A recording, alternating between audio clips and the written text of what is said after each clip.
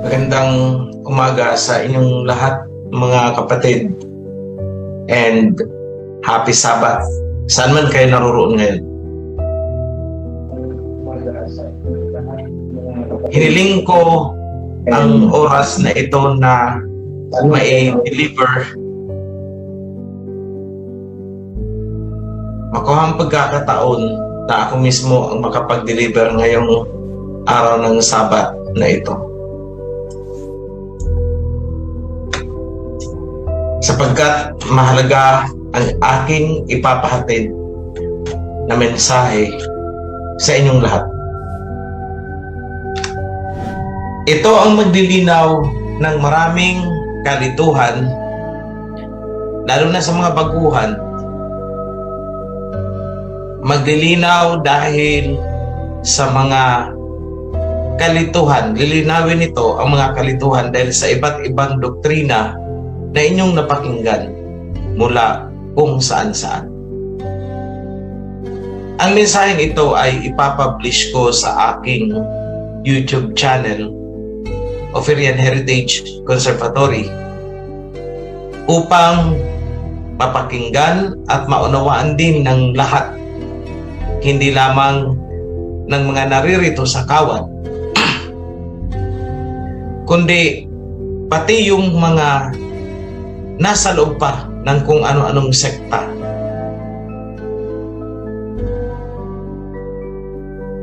Marami sa kanila ang nakakaawa dahil handa rin silang mamatay para daw sa kanilang pananampalataya.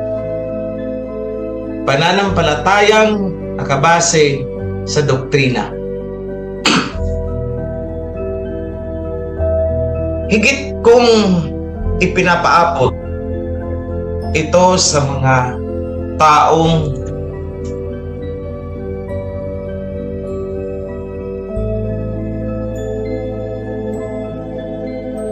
naniniwala na ang ating Mesaya na pumunta dito ay tao lamang. Nakakaawa sila.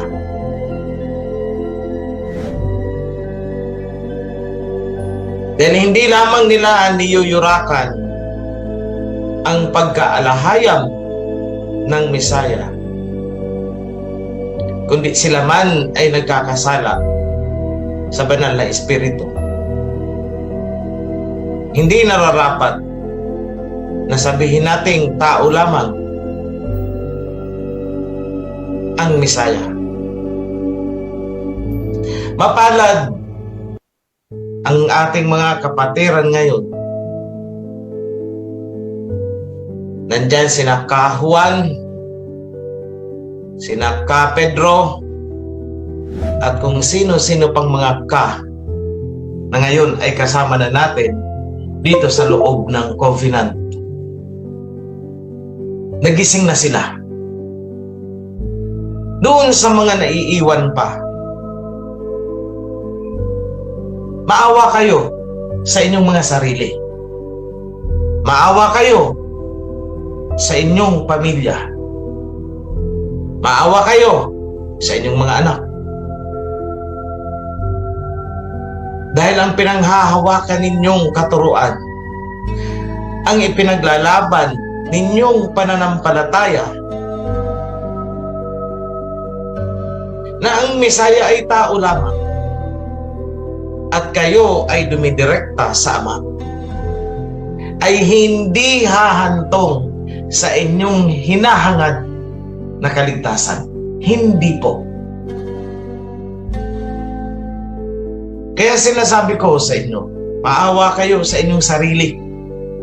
Makinig kayo at unawain mabuti itong mensahe na ipinapaabot ko sa inyo. So hindi lang po ito para sa kawan, para ito lalo doon sa mga ating kalahi din sana, ngunit naliligaw ng pananampalataya.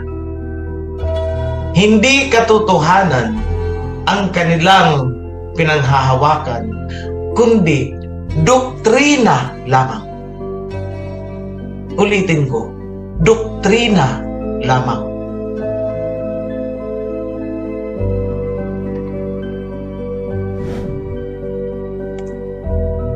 Magsimula tayo sa John 1:1. Nakikita niyo po ba ang screen? Anyone? Feedback lang po.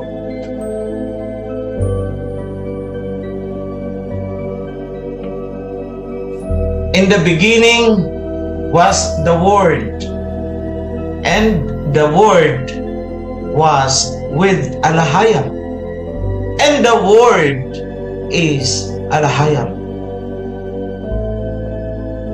Sa mga tagalabas na hindi alam ang Alahayam, salitang Alahayam, yan po yung sinasabi niyong DIOS, sa English GOD. Di po namin ginagamit yan because ang pinakatitulo talaga ng Almighty Creator ay Alahayam.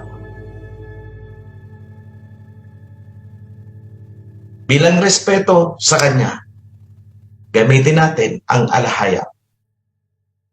So isinulat sa John 1:1 at nababasa niyo sa aking screen.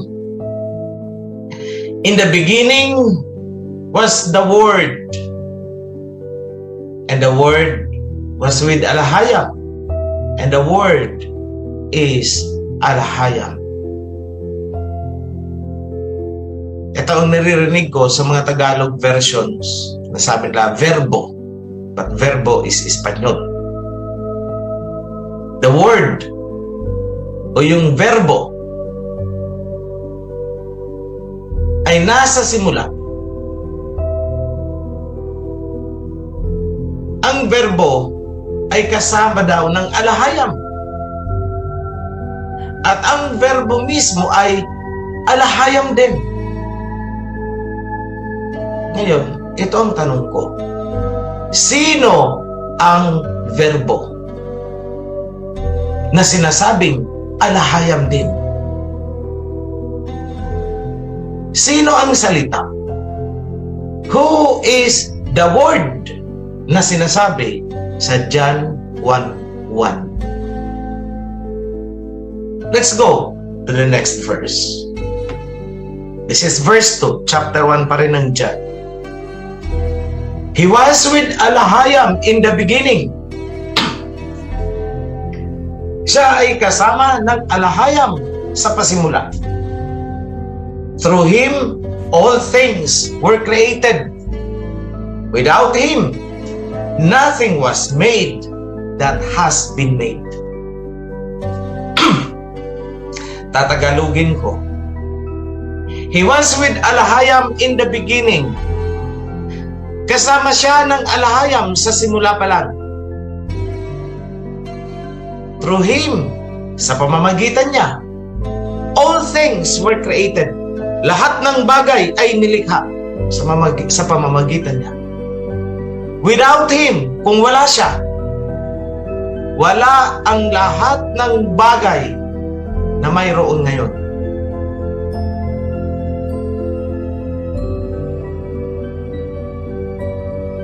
Sa John 1:4-5, nasusulat, in Him is life, and that life is the light of all mankind.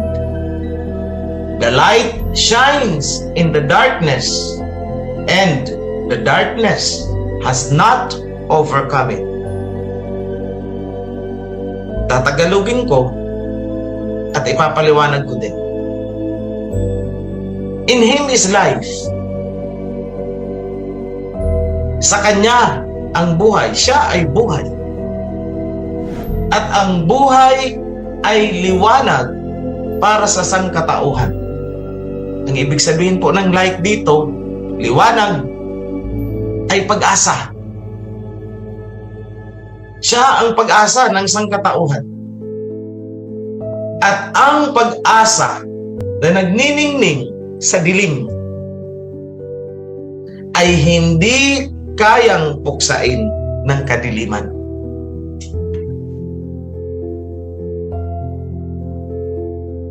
So, sino ang tinutukoy na buhay? Sino ang tinutukoy na liwanag? The Word. Ito siya, the Word. Yan ang sinasabing buhay. Yan ang sinasabing liwanag. At yan ay alahayang na naruroon sa simula pa lang. At sinasabi na, in Him is life. Siya ang buhay. At sino ang nagsalita ng I am the way, the truth, and the life? Ang Mesaya. Ang Mesaya na nagkatawang tao, na naging flesh. Pero siya ba ay tao lamang?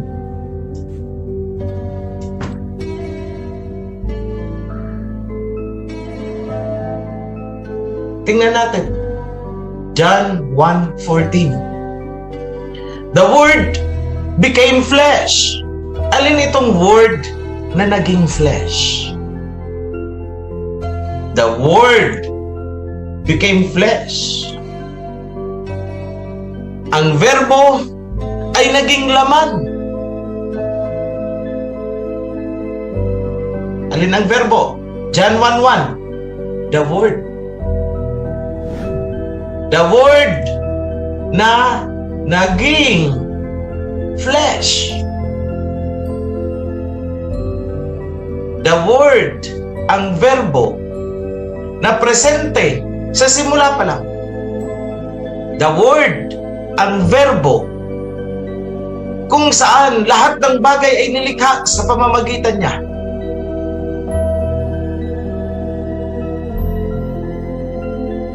Ngunit, nakakalungkot na may mga tao, may sekta dito sa silangan na nagsasabi na ang Mesaya, ang verbo, ay hindi alahayang, kundi tao lamang. Nakakalungkot dahil ang Mesaya na tinawag ding the Word ay presente pala sa simula pa lang. Ang Mesaya o verbo na sinasabing tao lamang ay siya pala ang lumikha. At lahat ng bagay sa mundong ito ay sa pamamagitan niya. Ngunit tinatawag ng mga taong tao lamang at hindi alahayang. John 1:14. The Word became flesh and tabernacled among us. That is, dwell. We have seen His glory. Nakita natin ang kanyang kaluwalhatian. The glory of the one and only Son, who came from the Father, full of truth and righteousness.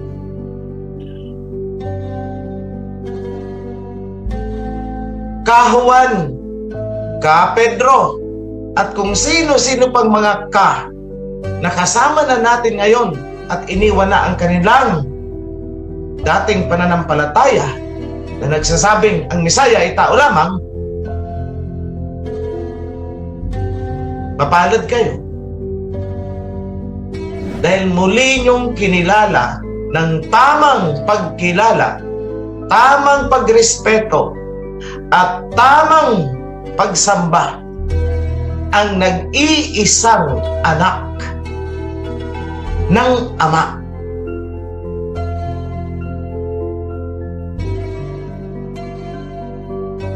Alahayam. Ang Ama ay alahayam. Therefore, ang anak ay alahayam. Kung sinasabi ninyo sa dating paniniwala na ang Ama ay DIOS, di dapat ganun din ang anak. Hindi ba? Kung ang Ama ay, kung sinasabi ninyo ang anak ay tao, di para nyo na rin sinabi na ang Ama ay tao din. Dahil kahit kailan, kung ano ang uri ng Ama, yun din ang magiging uri ng anak. Ang mangga ay hindi magbubunga ng santol. Ang Ama ay alahayam, ang anak ay alahayam. Ang anak ay alahayam, therefore ang Ama ay alahayam din. Ang anak na may titulo ding the Word, verbo, ay presente na during the time of creation. Naruroon na siya nang ikaw ang ating pinagmulan ay unang nilikha. Bakit nyo sinasabi na siya ay tao lamang?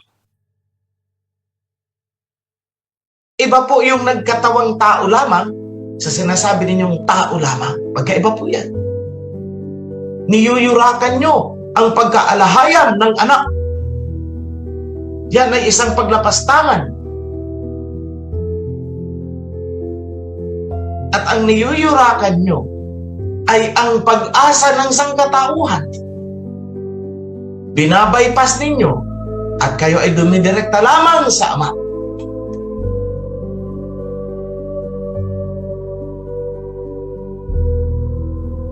Itong the Word na sinasabi ng John 1:1 ay unang inihula, prophesied by Prophet Isaiah sa Old Testament. Baka hindi ninyo ito nakikita.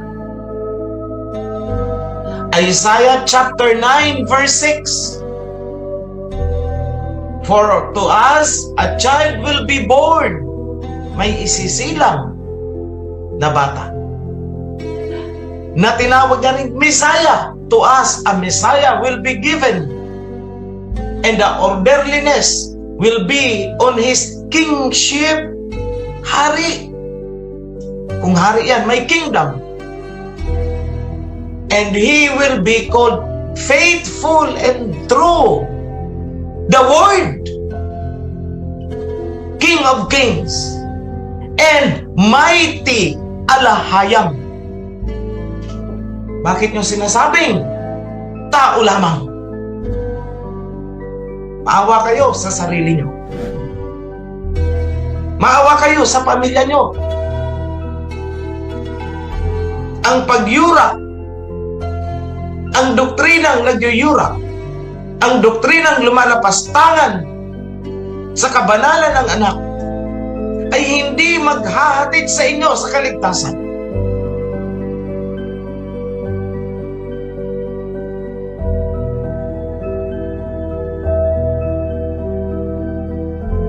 Maliwanag ang inihula ni Prophet Isaiah. For to us a child will be born.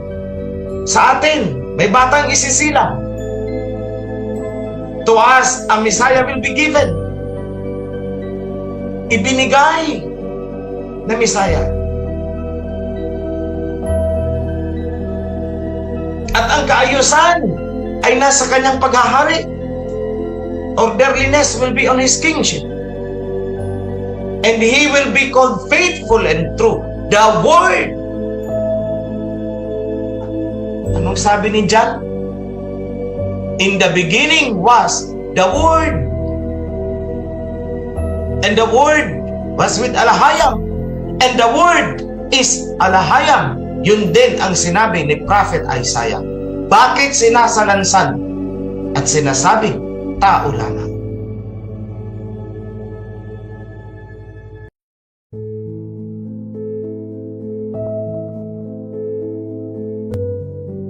Tao lamang ang the word na sinabi ni Prophet Isaiah na magiging laman na isisilang. Tao lamang ang the word. Balikan natin si John. In the beginning was the word.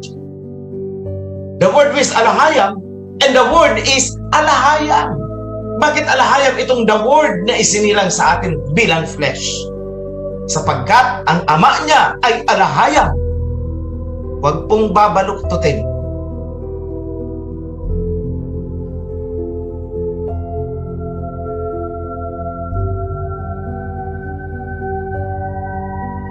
Proverbs chapter 8 verse 22 hanggang 23. Yahweh brought me forth as the first of His works. Siya pala ang unang nilalang, nilikha. Before His deeds of old, I was formed long ages ago. At the very beginning, when the world came to be. Tao lamang. Bakit siya ang inuna? Sapagkat sa pamamagitan niya, lahat ay nilikha. Kung wala siya, walang nilikha. Binasa na natin yan kanina. Everything was created through me.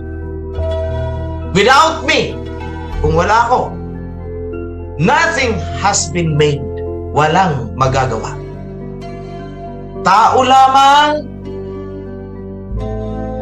ka Juan, ka Pedro, at kayong lahat ng mga ka na ngayon ay lumipat na, pumasok na sa covenant, mapalad kayo at ang inyong mga pamilya.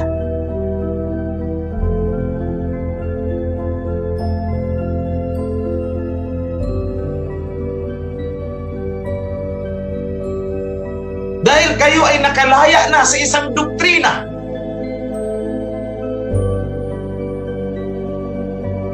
Doktrina ng isang taong nag-aangkin na siya ang ibong mandaragit ng silangan. Hindi po siya ang ibong mandaragit ng silangan. Dahil hindi gagawin ng ibong mandaragit ng silangan na yurakan ang kabanalan ng alahayam na nagsugo sa kanya.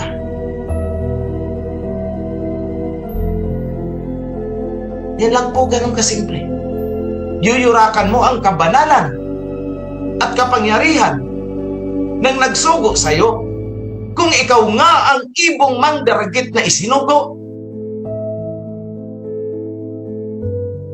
Ka Juan, ka Pedro, sa muli, sa inyong lahat ng mga ka, mapalad kayo. Natagpuan na ninyo ang the way, the truth, and the life.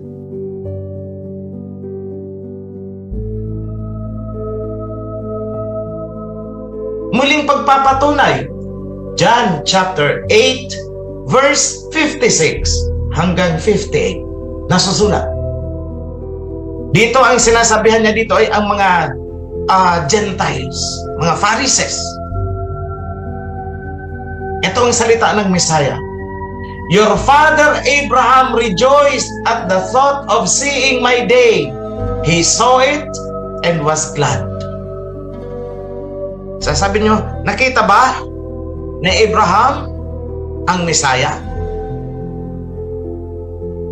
Yes, nakita niya po. Pero hindi bilang Messiah. Naaalala nyo ang kwento na may pumunta kay Abraham na kumain pa bago ginunaw ang Sodom and Gomorrah? Siya po yun. Yun ang sinasabi dito. Verse 57. You are not even 50 years old and yet you claim to have seen Abraham. Wala ka pang 50 anyos, pero sinasabi mong nakita mo si Abraham. At sumagot ang Misaya, very truly, I tell you, katotohanan, sinasabi ko sa inyo, bago pa si Abraham, andyan na ako. John 1:1, in the beginning was the Word, and the Word was with Allahayam, and the Word was Allahayam. Sino ang the Word? Sabi ni Prophet Isaiah, the Word will be born among us, will dwell among us. King of Kings, Almighty Allahayam.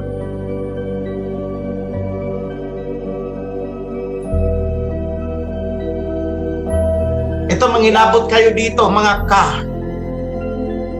Revelation chapter 19, verse 12 to 13.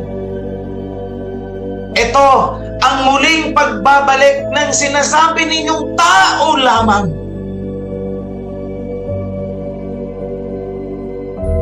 His eyes are like blazing fire, and on his head are many crowns. He has a name written on him that no one understands but he himself. He is dressed in a robe splashed with blood, and his name is the Word. Anong sabi ni John? Sino ang the Word? In the beginning was the Word, and the Word was with Allahayam, and the Word was Allahayam. Tumpak sa Revelation chapter 19, verse 12 to 13. Tao lamang. Mapalad ka, Juan at ka Pedro. Dahil nakilala mo na ang totoong tagapagligtas. Nakilala mo na siya ay Allahayam at hindi tao lamang.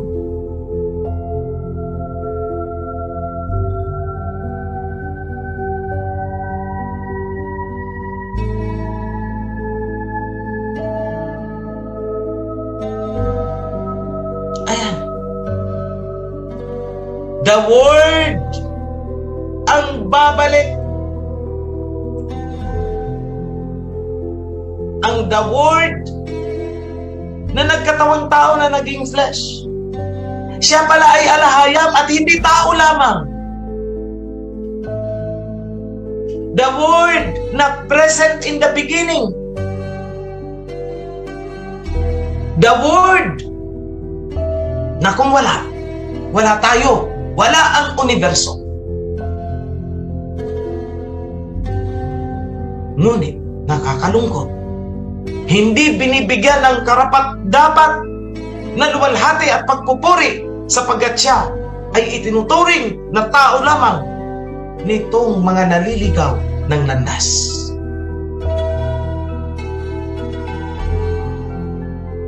The Word na nagsabi, I am the way and the truth and the life.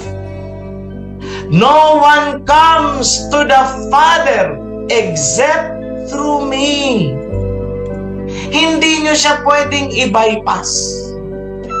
Hindi nyo pwedeng i-bypass ang kanyang kapangyarihan bilang Allahayam.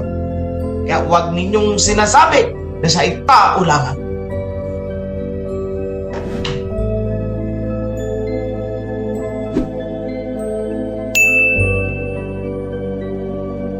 Ngayon, bakit ko ito sinasabi sa inyo? Bakit tahasan ko na ngayong nilalabanan ang doktrinang ang Mesaya ay tao lamang? Sapagkat ako ay nagbibigay ng patotoo. Mula nang inilabas ko, inilunsad ko ang Oferian Heritage Conservatory channel on YouTube. Hindi ko alam sa sarili ko na ako pala ay nagbibigay na ng patotoo. I am testifying to the truth about the Messiah. Sa John 14, sinabi niya, if you love me, keep this, my covenant. And I will ask the Father, and He will give you the next messenger, bringing with Him the Spirit of the covenant.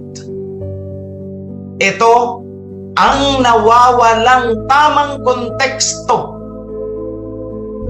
ng salita ng Messiah dahil sa mga sali-saliwang pagsasalin o pagtatranslate ng Bible.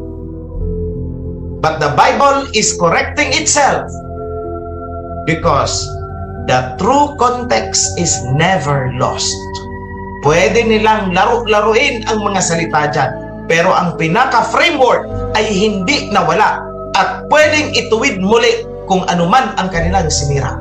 And that is what I did. Yan ang ginawa ko. Keep my covenant. Kung talagang mahal niyo ako, keep my covenant. At ipapadala ko sa inyo ang sunod na messenger.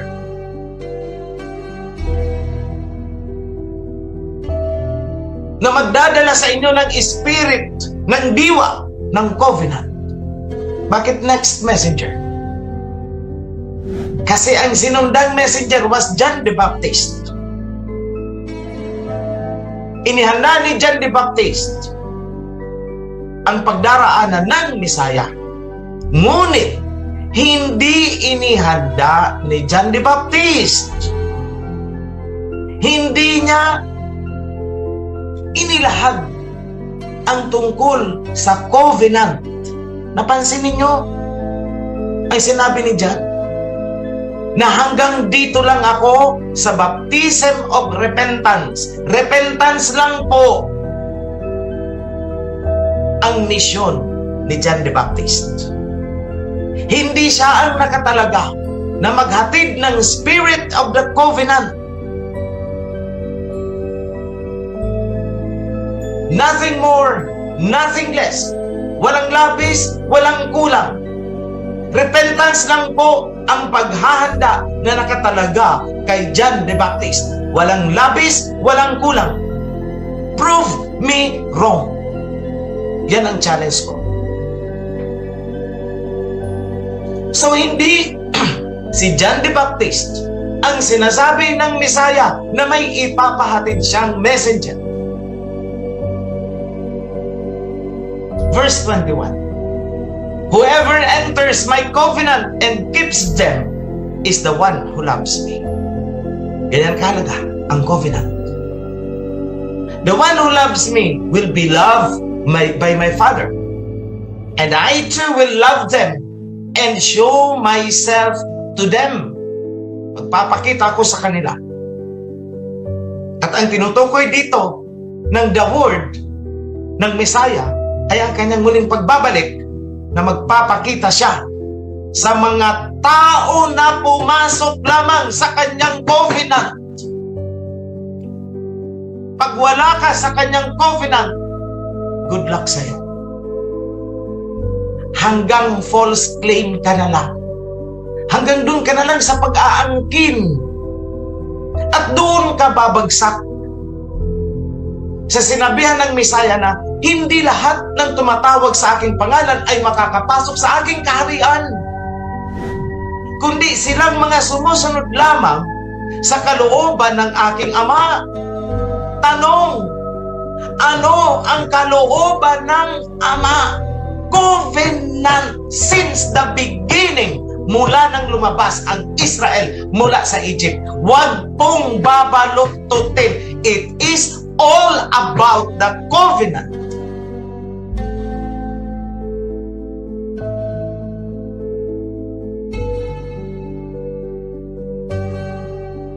Verse 26.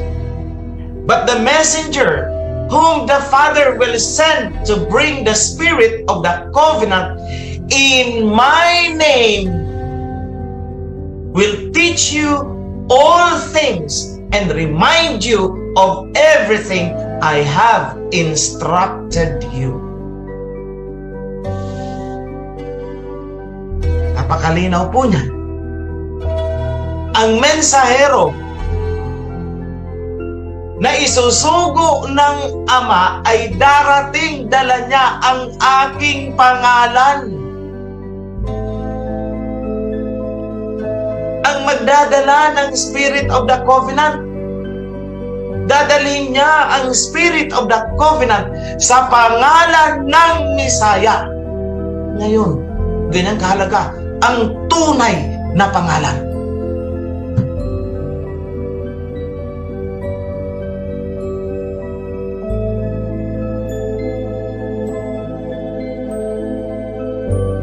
Sino ang naghatid sa inyo ng tunay na pangalan? Sino ang nagpakilala sa inyo ng pangalan ng Ama? Sino ang nagpakilala ng pangalan ng Anak?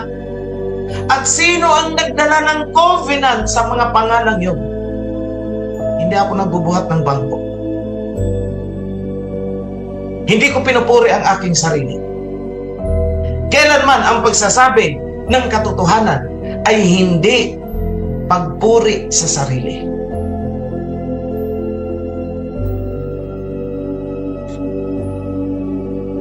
Maliban na lang kung lalagyan ng ibang kulay.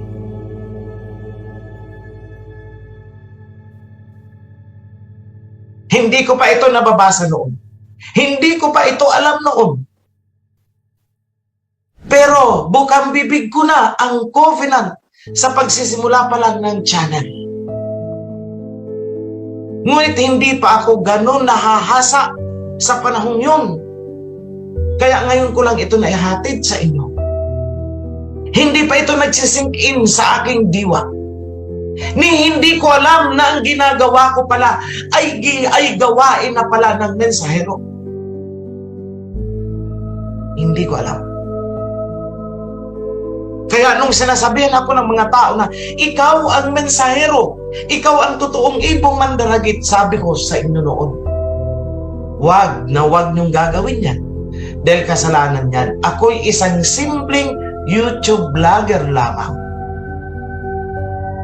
That's all that I knew.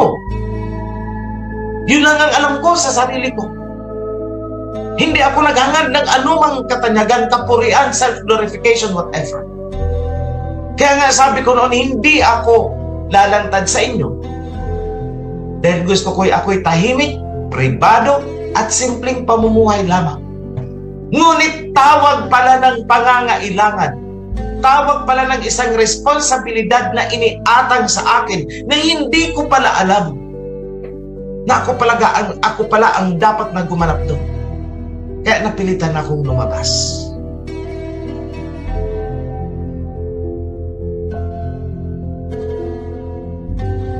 John chapter 15 verse 26.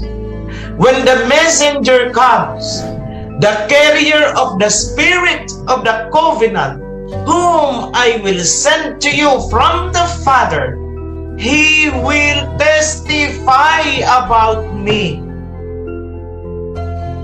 And I am now testifying about the truth of the Messiah. Hindi siya tao.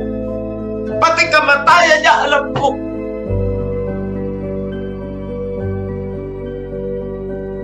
Hindi siya nagpakamatay para sa kapatawaran ng ating kasalanan. Siya ay pinatay ng mga Romano upang makamkam nila ang Jerusalem. Yan ang totoong dahilan ng kanyang kamatayan. Ano ang ginawa? Naglabas ng doktrina na ang pagkamatay daw ay para sa kapatawaran ng ating mga kasalanan. Cover up story. Cover up na version. Kumbaga sa krimen upang pagtakpan ang katotohanang motibo ng kamatayan ng ating Misaya. Ang Misaya ay bumaba dito sa atin upang i-claim ang kanyang kaharian, ang kanyang minana Israel is His inheritance. I am testifying to that now.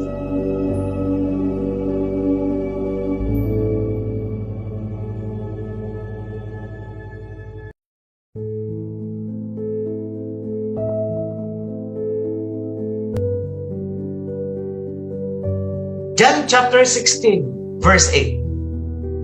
When He comes, He will prove the world to be in the wrong about sin and righteousness and judgment. About sin, because people do not believe in my name.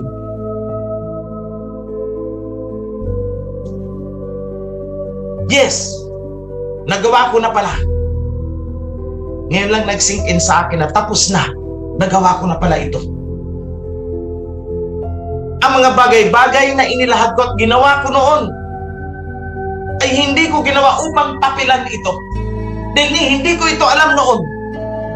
Kaya nga ngayon yun lang naririnig sa akin ngayon lang.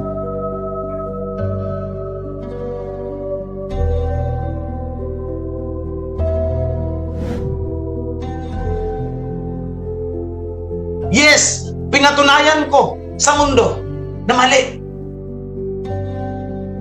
Mali ang kanilang pagkakaunawa tungkol sa kasalanan, pagiging makatarungan, at hustisya, judgment. Mali ang mundo. Mali ang mga relihiyon. Mali ang mga sekta.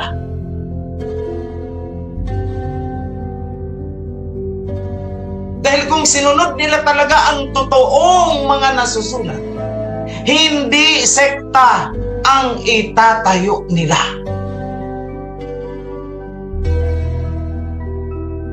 Verse 10, about righteousness, because your righteousness comes from the Father. Naalala ninyo? Ang Isaiah 54:17, anong nasusulat doon? This is the heritage of Yahweh, and the righteousness is from me. Tayo yun. Tayo lang ang heritage. Tingnan ninyo lahat ng mga sekta-sekta buong mundo. Wala. Tayo lang. Heritage. Kaya nga tinawag ko, Ophirian Heritage Conservatory. Conservatory to conserve the heritage. To conserve it in righteousness.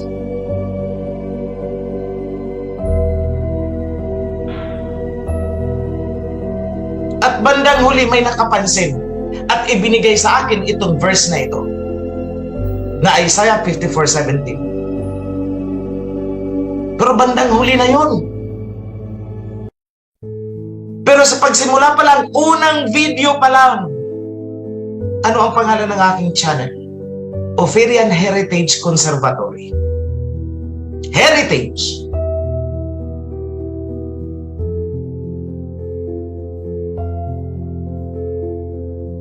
Verse 11, about judgment, because the prince of this world, that is Satan, now stands condemned. Yes, kondinado na ngayon si Satanas. Why?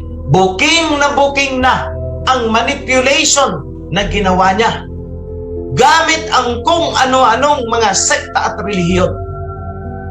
He now stands condemned. The truth is marching on. Ang katotohanan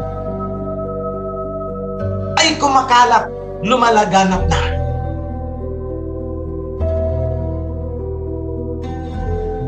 And I am deeply touched with this.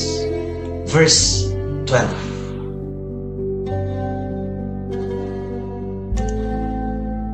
I am deeply touched with this. I have much more to say to you, more than you can now bear. Dahil hindi ko akalain na ang aking bukang bibig, punchline kumbaga, na lagi kong sinasabi, alam yan ng lahat mula sa simula na nakakausap ako. Sinasabi ko na ang dami kong alam, ang dami kong gustong sabihin, kaya lang hindi ninyo kakayanin, baka mabuang kayo.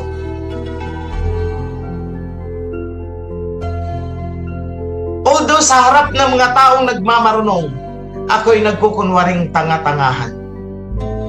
Okay. For the sake of your story, pakinggan kita.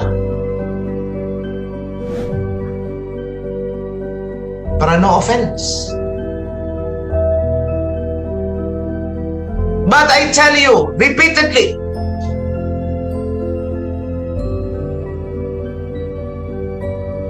I know the story. I know the events. Bago nagsalita ang ama ng let there be light, what happened? Anong meron? And I exactly know what is meant by eternity. Alam ko. Alam ko kung anong itsura ng sinasabi nilang eternity. I know. But I could not explain. Hindi ko alam kung paanong level ng salita ang gagamitin para maunawaan ako ng mga tao. Yan, verse 12. Take note ha, I am not claiming na ako ang Messiah. In fact, sinasaway ko ang lahat ng followers na nagsasabi na ako ang Messiah. Tahasan ko yung sinasabi, hindi ako ang Messiah. That is blasphemy. Huwag ninyong iisipin na ako ang Messiah. Ako ito. Ang tinatanggap ko lang ay ang pagiging mensahero. No more, no less.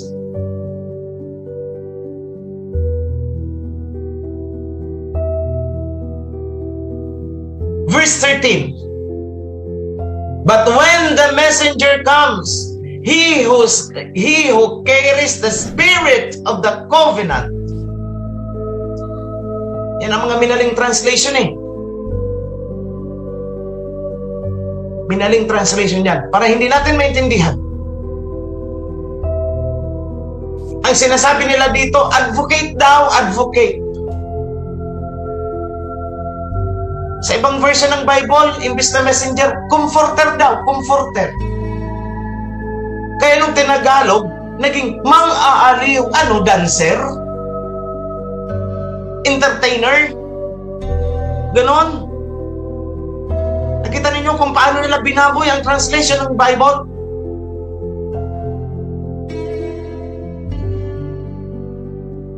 Ang tinutukoy po dyan ay messenger. Hindi yung kung ano-anong mga sinasabi nila, spirit daw yan. Hindi po. Tao yan.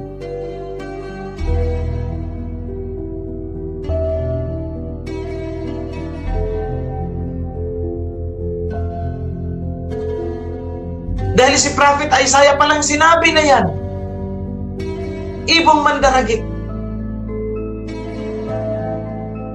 Paano nyo makilala kung sino talaga ang taong yan? He will guide you into all the truth. Gagabayan kayo sa lahat ng katotohanan. He will not speak on his own. Hindi siya magsasalita sa sarili niya lang. He will speak only what he hears from me. Ang sasabihin niya ay yung nanggaling lamang sa akin. Salita ng Messiah. He will tell you what is yet to come. Sasabihin niya kung ano mga susunod na mangyayari.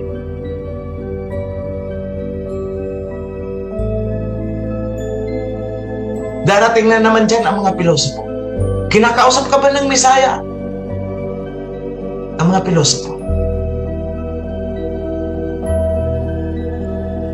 Hindi ba ninyo alam na ang Messiah ay may napakaraming pamamaraan upang ipahatid sa iyo ang mensahe na gusto niyang iparating sa mga tupa? Hindi niyo ba alam na ang Messiah, ang mga anghel, ay dumadaan sa panaginip. Hindi niyo ba alam na ang anghel ay nagpapakita sa pamamagitan ng vision?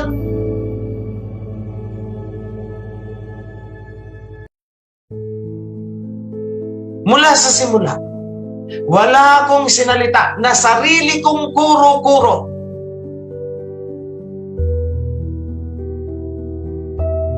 At lahat ng sinabi ko ay matatagpuan nyo sa mga kasulatan.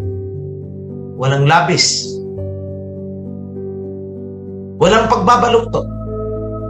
Straight.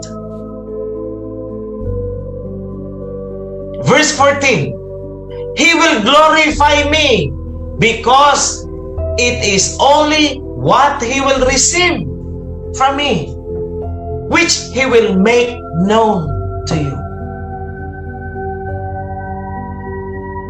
At sinabi din ng Messiah sa verse 15, all that belongs to the Father has been given to me. Ang tinutukoy dito ay authority. Sinabi niya somewhere else, all authority under heaven has been given to me. Although sinasabi niya, the Father is greater than me. Hindi niya inangkin, hindi niya pinantayan ang Ama. Hindi niya ginawa at hindi niya hinangad ang hinangad ni Lucifer.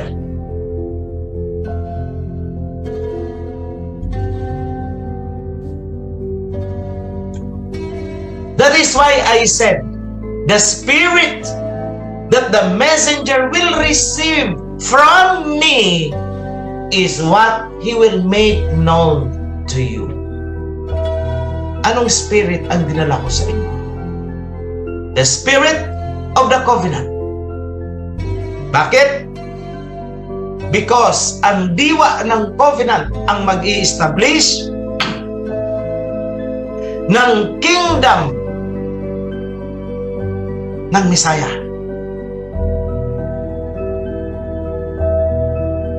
He is the Most High King, the King of Kings. Ibig sabihin, may mga kings pa sa ilalim niya. Siya ang hari ng mga hari. So may mga hari sa ilalim niya.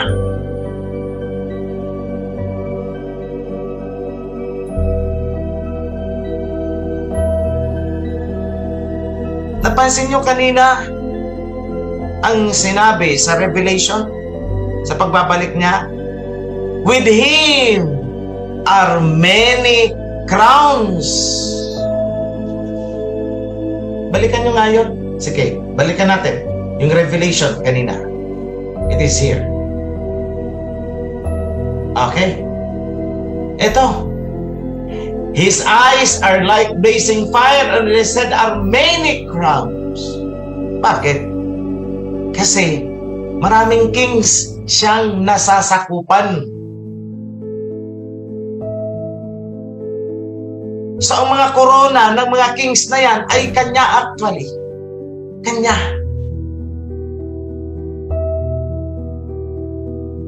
Yung mga kapangyarihan ng mga kings ay ibibigay niya. Kings na gusto niya. Hindi lahat ng king. Dahil si Lucifer ay may mga king din yan.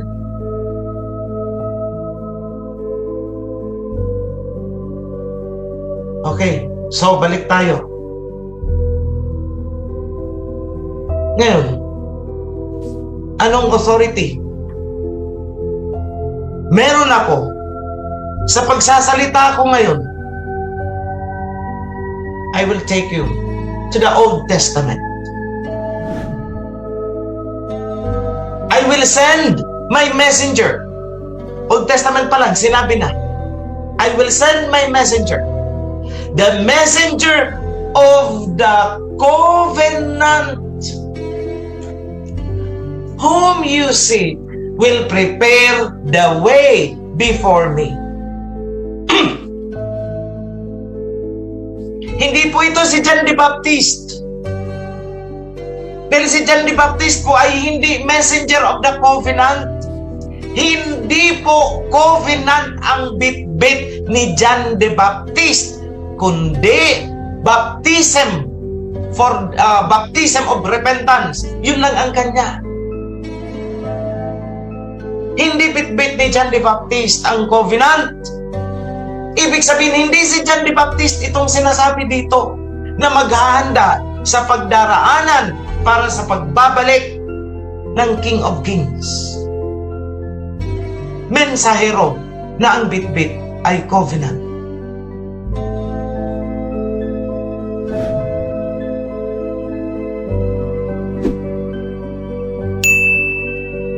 Mga kapatid sa pananampalataya, mga kapatid sa covenant, sa loob ng covenant, covenant na ibinigay mula pa, na ipon, nagpatong-patong ng mga covenants, marami yan. Mula kay Noah, covenant kay Noah. Covenant kay Abraham, na idinagdag sa covenant na binigay kay Noah. At idinagdag ang covenant kina Isaac, kina Jacob. At idinagdag ang covenant kay Levi for the priesthood. Lahat yun ay binitbit ko na hindi ko alam na yung mga ginawa ko pala ay nasusulat pala noon pa man. I didn't know it.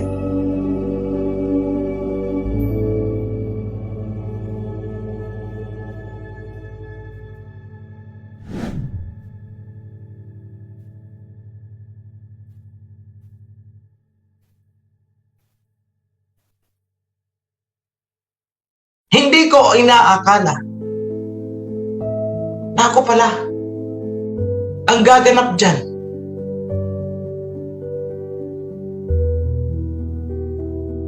Sa mga kumukontra, hindi ako makikipagdebate sa inyo. Hindi ko kailangang patunayan ang sarili ko sa inyo.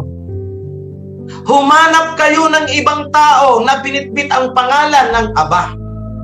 Binitbit ang pangalan ng Mesaya, yung totoong pangalan.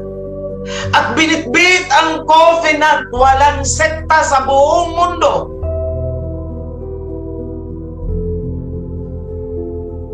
na ang hangarin ay i-revive ang covenant. Mga covenant na ibinigay mula pa sa panahon ni Noah, patong-patong hanggang sa covenant na ibinigay kay Moses. Walang iba.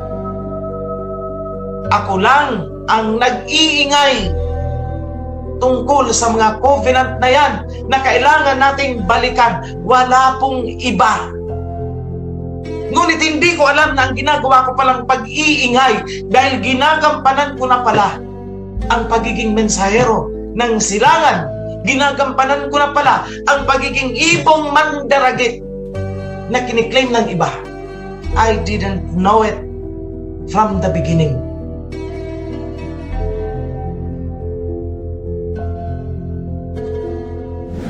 I am only speaking the truth. Katotohanan. Ngunit kung hinahamon ninyo ang aking mga salita, dahil tinanggap ko na ang pagiging mensahero, kung hinahamon ninyo, maglabas kayo ng tao na ginawa niya talaga ang pagiging mensahero. Wala po kayong matatagpuan buong mundo, maliban na lang sa mga gumagaya-gaya lamang na natuto sa akin. Test the spirit. Hold on to the truth, because it is the truth that will set us all free.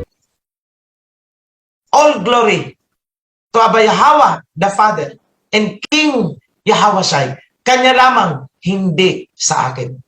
Happy Sabbath and be blessed sa inyo, mga kapatid. Yada.